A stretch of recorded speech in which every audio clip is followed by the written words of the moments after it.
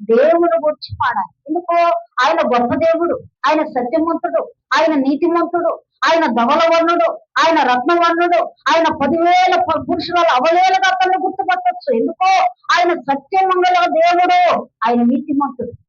ఆయనకి మనం ఏం చేయాలట? మన నోటితో కొత్త కీర్తన పాడాలట. అప్పుడు ఆయన మన పాడుతున్న మన పాటను చూసి ఆయన ఆనందపడుతుందట. చప్పట్లు కొట్టండి. అందుకే ఏసైకి మనం ఏం పాడాలి? కొత్త పాటలు పాడాలి. హల్లెలూయా. ఇక్కడ అంటాడు కింద వచనంలో చూస్తే, ఆయన దక్షిణ హస్తము, ఆయన పరిశుద్ధ బాహువును ఆయనకు విజయము కలగజేస్తున్నాడు. హల్లెలూయా. అందుకే ఈ 3 దినాల్లో నేను రాసిన పాట కొత్త పాట. నీ పాదముల చెంత చేరి కన్నీరు కార్చుచున్నాను, నీ పాదముల చెంత చేరి కన్నీరు కార్చుచున్నాను,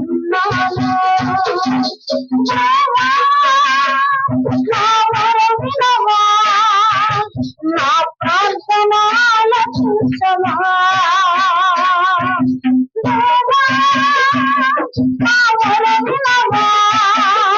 నా ప్రార్థన ఆలకించవా,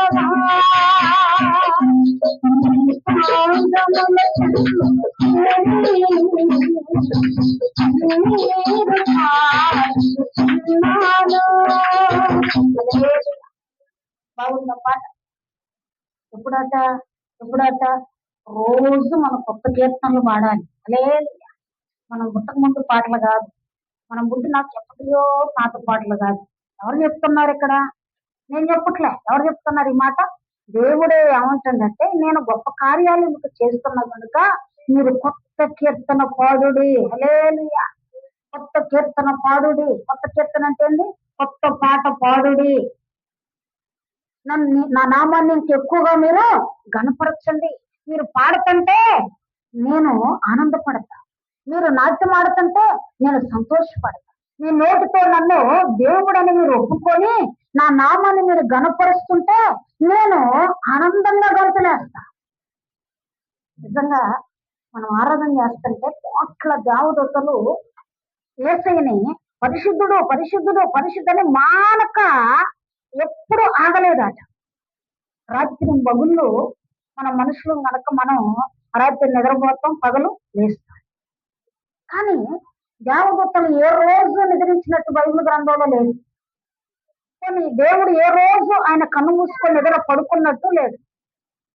రాత్రి పగుళ్ళు 1,000 కోట్ల దేవదూతలట నిత్యం ఆయన స్తుతించుతూనే ఉన్నారట. కానీ వాళ్ళ ఆరాధన నచ్చట్లే దేవుడికి. ఎవరు ఆరాధన కావాలి ఇప్పుడు?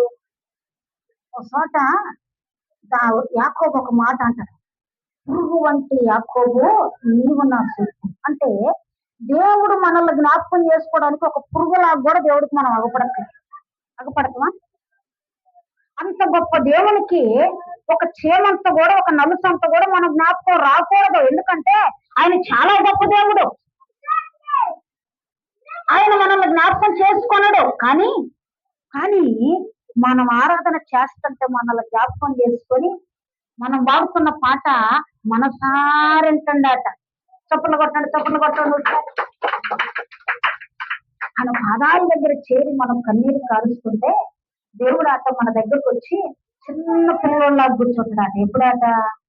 మనము నోరెత్తి స్వరమిచ్చి పాడుతున్నప్పుడు, మన నోటితో మనము ప్రార్థన చేస్తున్నప్పుడు ఆ రెండు లైన్ ఏముంది?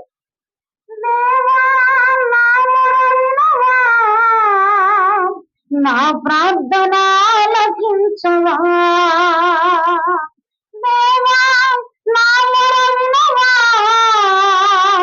నా ప్రార్థన ఆలకించవా,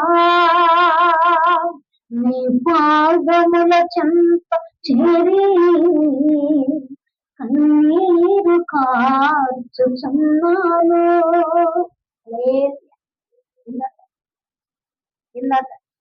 దేవుడి శక్తి ఎప్పుడు దిగొచ్చిందో తెలుసా? నువ్వు పద్దాక పని చేసినప్పుడు రాదు. పద్దాక ఎవరి దగ్గర కూర్చొని ఎవరం పెడితే రాదు. లేకపోతే నీ టైం అంతా వేస్ట్ చేసి నీ శరీరం అంతా నలగొట్టుకొని కొంతమంది ఏం చేస్తారు తెలుసు, తన శరీరాన్ని తానే బాధపరుచుకుంటారు. సిగరెట్లు తాగుతూ, అంబర్లు తింటూ, ఇంకా గుట్కాలు తింటూ.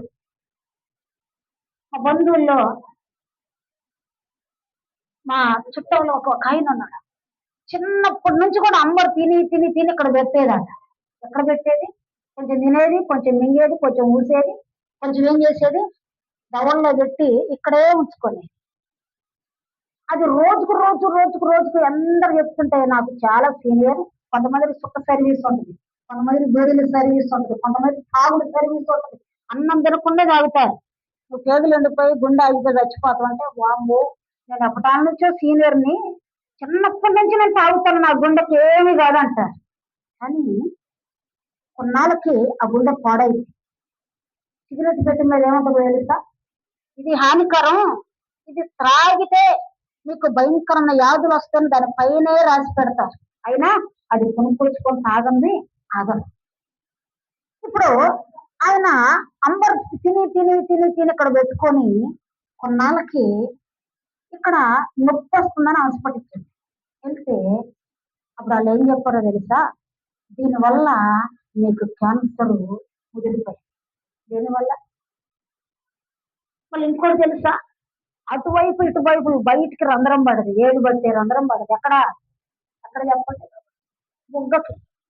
దీన్ని ఏమంటారు? చెంప అంటారు, బొగ్గ అంటారు. దీనికి ఆ తినటం వల్ల, అది పెట్టడం వల్ల, దానివల్ల తిని తిని తిని తిని ఏమైపోయింది? ఇక్కడ రంధ్రం పడింది. అందుకే ఈ మనుషుడు, దేవుడు ఒక 70 సంవత్సరాలు, ఒక 80 సంవత్సరాలు, ఒక 40 సంవత్సరాలు, ఒక 30 సంవత్సరాలు ఆ మనిషికి ఆయుష్ దేవుడు ఇచ్చి ఆ మనిషిని భూమి మీద పుట్టించి ఆ మనిషిని అక్కడ భూమి మీద నిలవబెడితే ఆ మనుషుడు ఏం చేస్తుందో తెలుసా? దేవుడిచ్చు ఆయుష్కు, దేవుడిచ్చిన టైంకు ముందే చనిపోతుంది. కారణం ఏంటంటే దేవుని మాట వినక, దేవుని మాటకు లోబడక, దేవుని లెక్క చేయక, దేవుడు అంటే ఏంటో తెలియక ఇష్టానుసారంగా బ్రతకటం వల్ల తన శరీరము రోగాలు వచ్చి ఆ శరీరం అంతా పాడైపోయి గుండెలకి, లెవర్కి, కిడ్నీలు ఫెయిల్ అయిపోయి ఇంకా క్యాన్సర్ తయారైపోయి ఆ మనుషుడు తను తానే మరణానికి అప్పగించుకుంటాడు. ఆయనకి ఏమైపోయింది? అందరు తిని తిని పడేమైపోయింది? ఇటువైపు రంధ్రం పడదు, ఒక ఏళ్ళు పడతాం. డాక్టర్ చెప్పిన మాట ఏంది? క్యాన్సర్ ముదిరిపోయింది, కొన్నాళ్ళకు నువ్వు చనిపోతావు. ఎవరి వల్ల వచ్చింది రోగం? దేవుడి వల్ల వచ్చిందా? చెప్పండి, ఎవరి వల్ల వచ్చింది? అరే భూమి మీద నువ్వు పుట్టి మంచిగా పెరిగి నువ్వు పెద్దోడైపోయి ఒక కుటుంబాన్ని ఏలి ఆ కుటుంబంలో ఒక మనుషుడు నువ్వు జీవించు, ఒక బ్రతుకని భూమి మీద ఒక మనుషుని దేవుడు తయారు చేసి భూమి మీద నిర్మించి భూమి మీద సృష్టించి ఆ మనిషిని కొన్ని పనులు అప్పగించితే ఆ మనిషి చేసే పని ఏంటో తెలుసా? తన శరీరానికి రోగం తెచ్చుకొని, తన శరీరం మంచిగా ఉన్న శరీరాన్ని పాడు చేసుకొని తాగుడు తాగుడు తాగుడు తాగుడు తాగుడు. ఒక వస్తున్నట భయంకరంగా తాగుతుందట. ఒక వస్తున్న భయంకరంగా తాగుతుంది. భయంకరంగా తాగుతుంటే వివాహం కాలేదు. తాగుతుంటే తండ్రి లేడు, చనిపోయాడు. తల్లి ఒక్కతే ఏడుస్తున్నట, ప్రతిరోజు ఏడుస్తున్నట. అయ్యా ఒక్కగాని ఒక కుమారుడు, ఈ కుమారుడు తర్వాత ఇంకో కుమారుడు లేడు, ఇక కుమార్తె లేదు. నాకు దిక్కు ఎవరంటే నా కుమారుడే నాకు దిక్కు.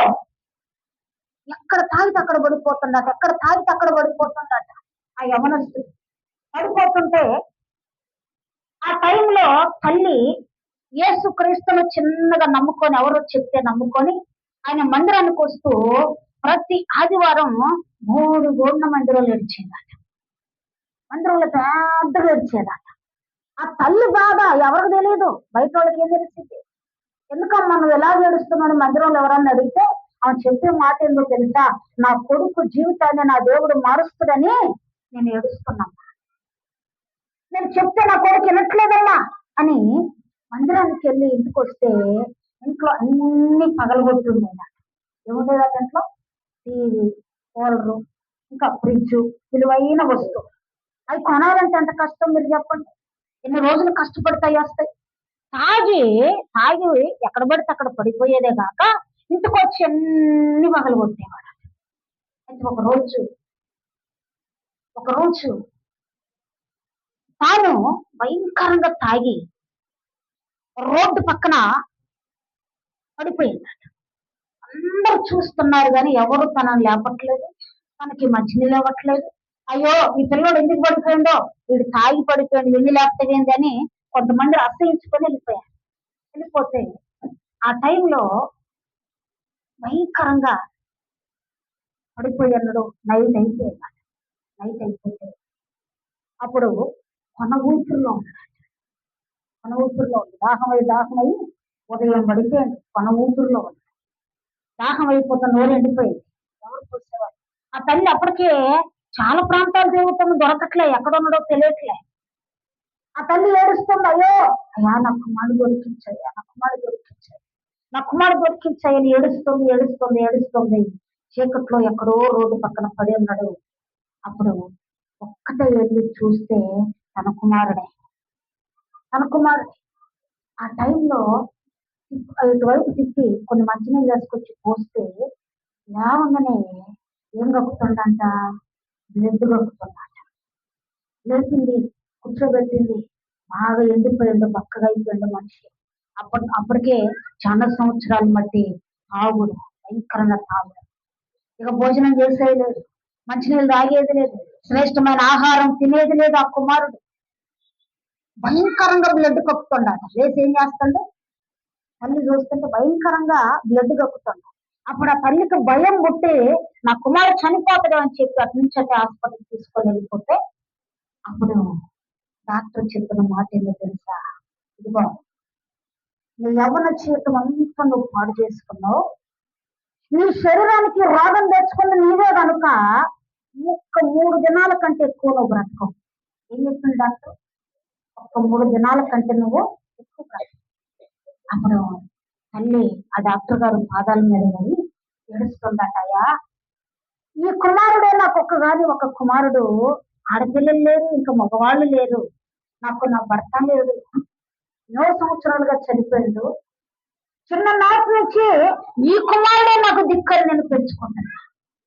ఈ కుమారుడు కోసం నేను రాత్రి మగ నీళ్లలో పనిచేసి నా కొడుకున్న చదువుకుంటున్నాయా, రాత్రి మగులు నేను కష్టపడుతున్నాయా, నా కొడుకుని చాలా పెద్ద చదివించినయ్యా. అయినా చెడ్డ స్నేహాలు బట్టి స్నేహితులతో అలవాటైపోయి చెడ్డ పనులన్నీ ఇతను చేసే చాలా భయంకరమైన పనులు ఉన్నాయ్యా, చాలా చేస్తాను. కానీ నా కుమారుడు కోసం నేను ప్రయాసపడి ఎంతో ఏడుస్తున్నా, ఎంతో ఆ గొప్పదేవుని నమ్ముకున్నా, నా కొడుకును బ్రతికించవాయి అని చెప్పి ఆ డాక్టర్ గారు పాదాలు పట్టుకుంటే డాక్టర్ గారు అన్నాడంట, నేను నమ్మిన దేవుడు ఆయన గొప్ప దేవుడు, ఆయన ఒకవేళ బ్రతికించాలని ఆయనకు మొరపెట్టు కానీ నేను మనిషి నమ్మ నేనేమీ చేయలేవను. నేను డాక్టర్నే కావచ్చు, నేను గొప్ప చదువు చదివింత డాక్టర్నే కావచ్చు, నేను ఎంబీబీఎస్ డాక్టర్నే కావచ్చు, కానీ నీ కుమారుడు ఆయుష్ నా చేతిలో లేదు. ఎవరి చేతిలో ఉంది? దేవుడి చేతిలో.